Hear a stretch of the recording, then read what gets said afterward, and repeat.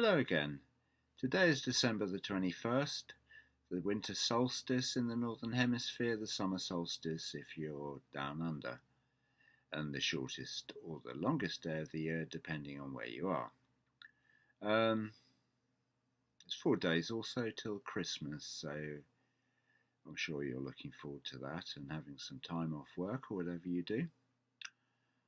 I'm going to talk to you today about email marketing, which is basically, once you've got people onto your subscriber list, is what you're going to be doing an awful lot of.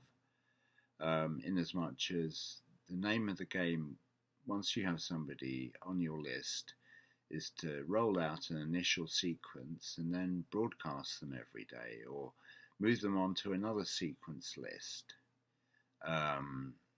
where you tell them stories and stuff.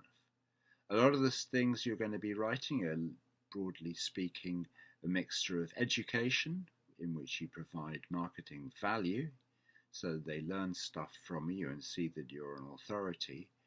But you've also got to entertain a little bit and tell them stories about what's happened in your life. So if you're just learning to do this, then you have to pay attention to what's going on in your life, notice little details. What happened when you were down in the shops? What happened when you went out for a drive? Or what happened when you were walking the dog?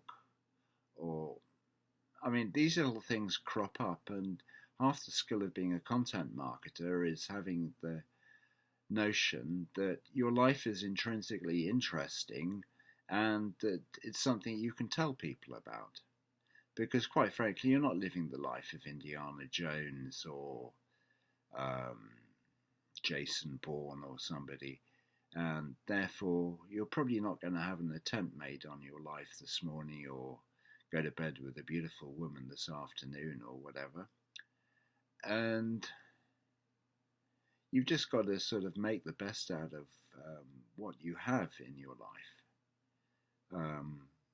And it may not be much, but you have to turn it into something else to keep people reading. And that is a lot of the skill of being an internet marketer. Just having things to tell people about, and also knowing how to tell them, and creating a sense of suspense and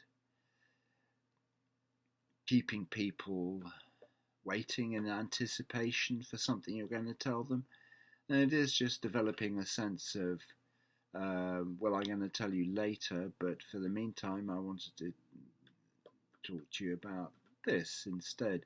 And then going back to the thing you mentioned earlier, which is sort of a loop you have in your email, and you can go back to that at the end and say you're going to tell them properly about it in the next email, so that your emails run sequentially and continue to build up a sense of drama and anticipation.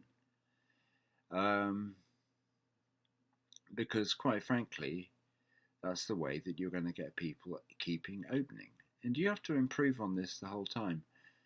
One of my coaches says actually you should write it every day as though there's somebody with a gun at your head who's ready to fire off into your head, which may seem a slightly extreme way of doing things, but I know what he means. You know, you've got to write as if your life depends on it and find something in your life that's interesting and entertaining. And I think as you develop your marketing skills, you start to see your life in that sort of way as well, so that you're always on the lookout for little tidbits of life that you can tell your list. Because otherwise, you're going to be awfully lost doing your daily emails, which is pretty much prerequisite if you're going to make a success out of this business. And that way you build up a sense of know, like and trust in your subscribers, because every day the challenge is to get them to open the email, and then once they've opened the email, to carry on reading. Now, I don't know if you're like me, but I have an awful lot of unopened emails in my inbox. They far outnumber the opened ones.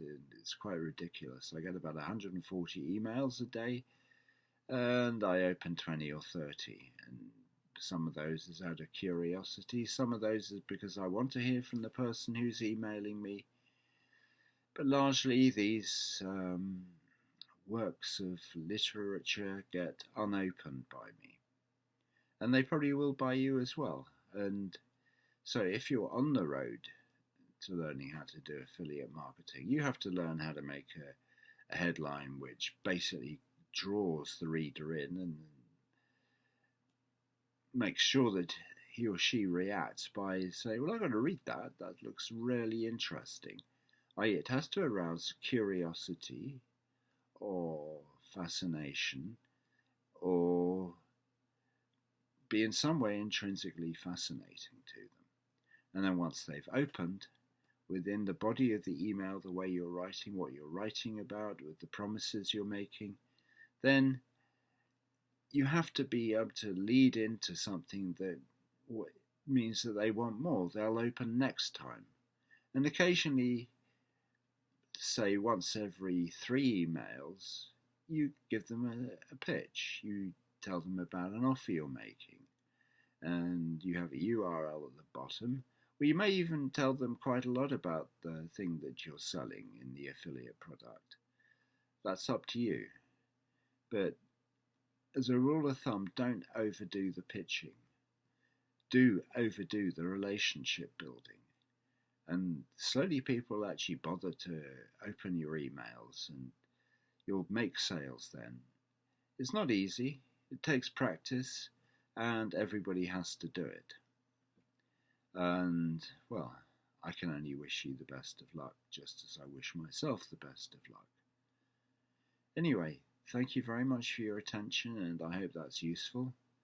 And see you again after Christmas, probably. If not, well, I may do one more before. But anyway, thank you for your attention.